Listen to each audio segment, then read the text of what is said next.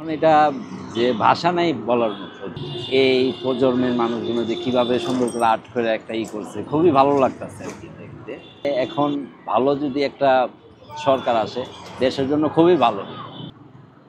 তা আমরা চাই একটা ভালো বাংলাদেশ, ভালো একটা মানুষ চাই দেশ পরিচালনা। কিছুটা পথ পাড়ি দিয়েছে ডিসেম্বর 2024 সালের সূর্য অস্ত যাচ্ছে, আর কিছুদিন পরে চলে আসছে নতুন বছর। তবে এবছর আমরা পার করেছি ইতিহাসের এক যুগান্তকারী অধ্যায়ের, সাক্ষী হয়েছি এক নতুন দিগন্ত উন্মোচনের। জুলাই বিপ্লব 2024।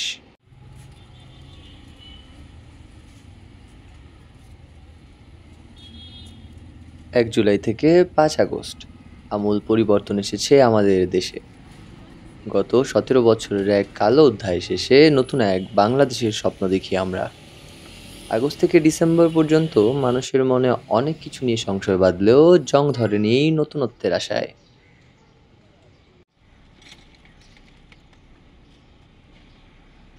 এই ভাবনায় টান পড়তে দেয়নি কখনো বিপ্লবী গ্রাফিতিগুলো। সারা দেশের দেয়ালে দেয়ালে এক প্রত্যাশার উপন্যাস লিখে রেখেছে ছাত্র জনতা, একটির চেয়ে আরেকটি সুন্দর, নান্দনিক এবং আশা জাগানিয়া। বাংলাদেশের প্রতি সর্বসাধারণের যেই ভালোবাসা, তারই বহিঃপ্রকাশই যেন এইসব গ্রাফিতি। দেশভাবনার এক অনন্য নজির স্থাপন করেছে গ্রাফিতিগুলো।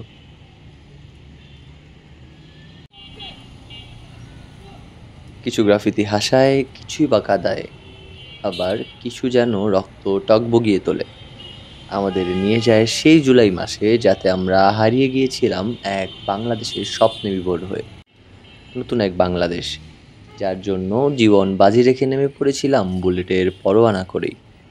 গ্রাফিতিগুলো যেন সেই জুলাই আগস্টেরই জীবন্ত প্রতিচ্ছবি।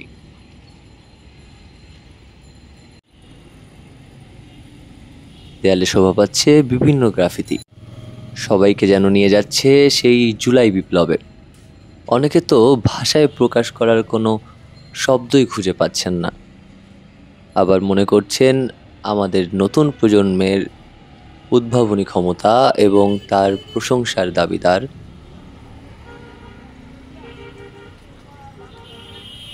এই প্রজন্মের মানুষগুলো যে কিভাবে সুন্দর করে আর্ট করে একটা করছে, খুবই ভালো লাগতেছে আর কি দেখতে।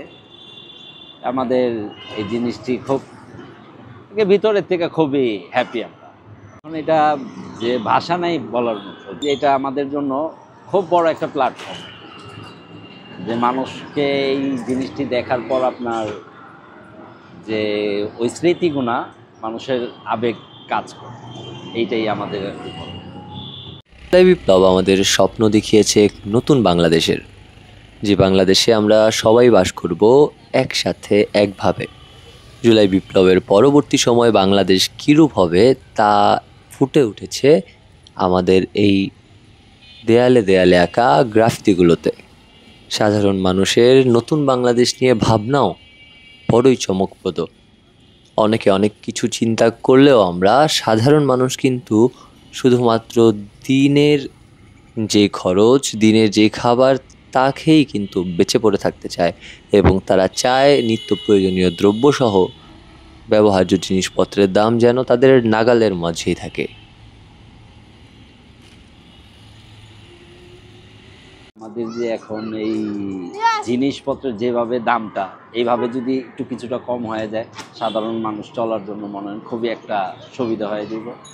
মানুষ এখন বর্তমানে সবাই এখন বিপদে আছে, হয়তো কাউর মনে করেন মুখ ফুটা বলতেছে, কেউ বলতে পারতেছে, এমনই এখন আমরাও মনে হয় বিপদে আছি, কিন্তু বলার মতো আমাদের কোনো বই নাই।